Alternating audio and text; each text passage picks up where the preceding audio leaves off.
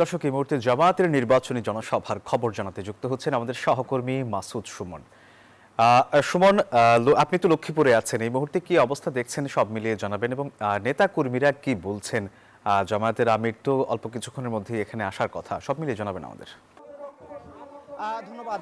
আপনাদের জানিয়ে রাখি, এই মুহূর্তেই জামাতের আমিরের বক্তব্য শেষ হলো লক্ষ্মীপুরে, এবং ঠিক 3:40 তিনি এই জনসভায় বক্তৃতা শুরু করেছেন, এবং এরপরে তিনি পরবর্তী যে লাকসামে তার জনসভা রয়েছে সেখানে উদ্দেশ্যে রওনা দিবেন।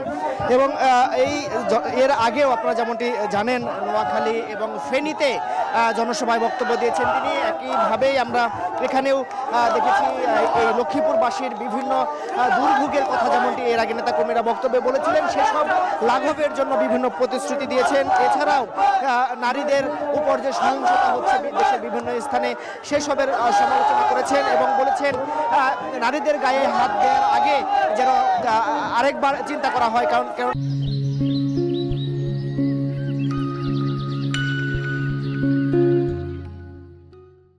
জামায়াতে ইসলামী নারীদের নিরাপত্তার ক্ষেত্রে এক বিন্দু ছাড় দিবে না, এমনটি বলা হয়েছে। এবং এই পাশাপাশি এই লক্ষ্মীপুরে মেঘনা নদীর বাঁধ নির্মাণ সহ আরেকটি হুঁশিয়ারি দিয়েছেন।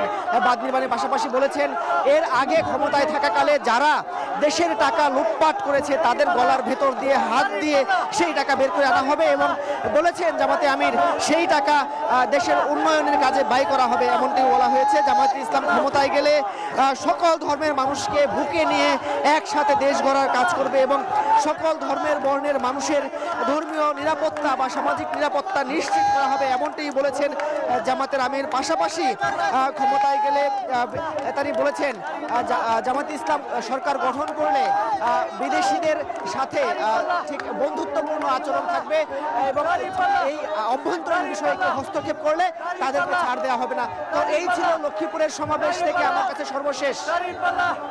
সুমন, আপনাকে ধন্যবাদ।